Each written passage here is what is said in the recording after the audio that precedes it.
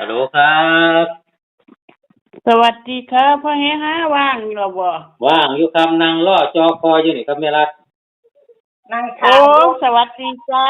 แม่รัดมานี่เศร้าปจ้าวดแขวยังบ่ทันเศร้าดอกแต่ว่าก็ยังดีขึ้นแน่อยู่ใช่แน่แล้วล่ะ บ่อนก็คือบ่ลองเฮ็ดสูตรปูพิษณุโลกเบิ่ง บ่ต้องไปย่านดอกเฮ็ดเบิ่งโลดมันสิได้เศร้าปวดแขวนี่มันทรมานแต่เด้แม่รัดนั่นล่ะมันทรมานนั่นล่ะเดียวนี้จังว่าบ่กล้าลองเบิ่งกันตัวแต่ตามปกติมันบ่เป็นหยังดอกมันบ่เป็นอันตรายหมากลุ่มมันน่ะ จ้าอันเม็ดมันเอาแก้ไอได้เด้เม็ดมันน่ะนะเม็ดบักคุ้มแก่น่ะนะค่ะผู้ใดไอไปเอาเม็ดบักคุ้มแก่มาอมแก้ไอว่าที่นี่อันหนูเสียงเลขเมื่อคืนมันบ่ออกเสียงเลขเป็นหลายตัวหนูต้องมาเฮ็ดใหม่จนปวดหัวอยู่นี่หนูเสียงเลขเป็นหลายตัวเฮ็ดงานบ่ออกเลยนี่ง่อยมันบ่ออกบ่มันสิออกซะบ่น่ะบ่แม่นคันเทนมาจังซี่มันบ่แม่นดิพ่อไอ้ห่าเขาว่ามันบ่แม่น59114956588766400นี่บ่แม่นเลยอือเลขตัวที่หนูมักทั้งนั้นนะพ่อไอ้ห่าที่หนูเสี่ยงเมื่อคืนนี่ใช่คือลาวบ่แม่นลาวจ้ามื้อนี้ลาวบ่เลขไทยหนูเข้าแล้วหนูปล่อยไปแล้วเด้พ่อไอ้ห่าแม่นอยู่มันเข้าแล้วแต่บัดที่นี่เลขลาวเมื่อคืนเนี่ยหนูไปเสี่ยงเบิ่งมีแต่โตมักๆแต่มันบ่แม่นบาดที่นี่เวลาหนูก็เลยมาเฮ็ดใหม่จนปวดหัวหนูก็เลยนัดพอเฮ็ด5ไว้เที่ยง11:00 นสิมันตอนนี้มัน 11:30 นเนาะเอาตัวใดก็ลองเว้าว่าบ่รู้ตัวมันบ่เข้าน่ะพอเฮ็ดเขียนไว้ไปลงทุนสิเขียนไว้ซื่อเขียนไว้ถ้าเอาเขียนไว้เด้อพอเฮ็ด5บ่เขียนหนูนี่มันบ่แม่นเลยนี่149 591 5658 87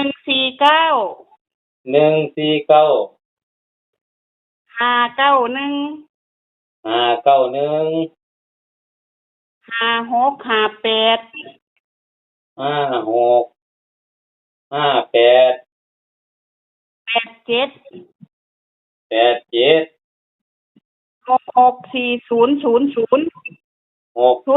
มีโอกาสมาเลยเนี่ย66กับหยังก่อน40แล้วก็00จ้า000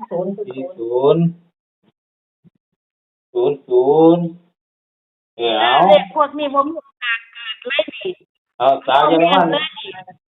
ยอรมันว่าไม่ออกจ้าเอาก็บ่ออกจังเลขเป็นหลายตัวเขาว่ามันบ่แม่นเขาว่าครับเส้นมันบอกว่าบ่แม่นตัวนี้มันก็เลยว่าเอา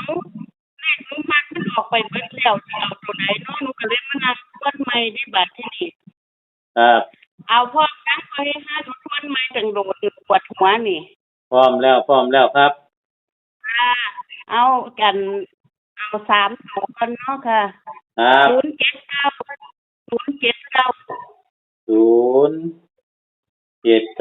ครับ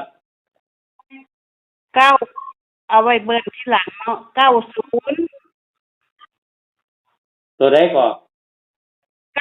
90ค่ะเลข2ตัวมันบ่ค่ะเอา2ตัวบัดนี้90ครับ10เอาเลขหลัก0ก่อนเนาะ90แล้วก็10ค่ะ10ครับ20ครับ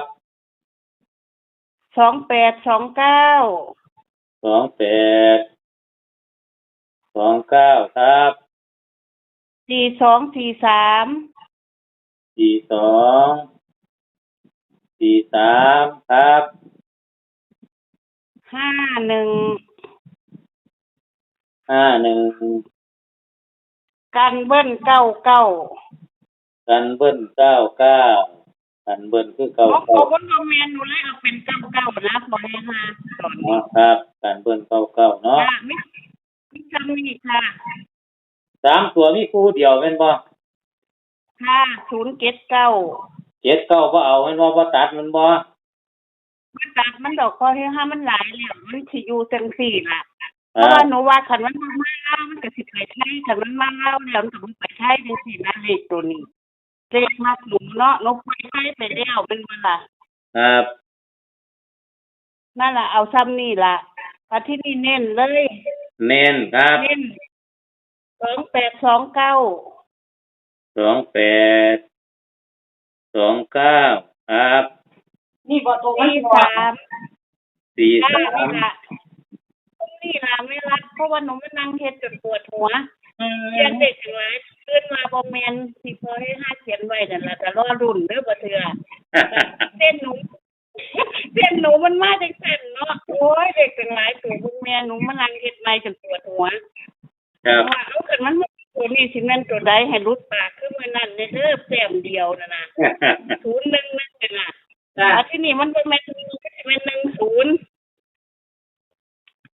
2829431020ที่เน้นพอให้5 1020นั่นบ่ที่เน้น ค่ะ 1020 วันจันทร์มันมักมีอันเบิ่นนะหนูว่าหนูก็เลยมีตัวเดียวนี่ล่ะ99เบิ่นนั่นน่ะ ครับ ตัวแรกหนูมักโคกเด้พอให้5ไปเชียงเมืองมันบ่แม่น อืม หนูก็เอาคันบ่แม่น66มันก็ต้องเป็น99มันว่าล่ะมันกัดกัน ครับ ถ้าล่ะมีซ้ำนี่ล่ะพอให้5 นี่แค่นี้แม่นบ่ มาทวนเบิ่ง เอาสิทวนเบิ่งเด้อพี่น้อง FC ตัวเลขที่สาวเยอรมันว่ามันบ่ออกนั่น FC ฟังเด้อ149 591 56 58 87 66 4000สาวเยอรมันว่าบ่ออก ไม่ออก ไม่ออก ตัวที่ออกบัดนี้ ตัวที่ออกบาดนี้ฟัง079 2ตัว90 10 20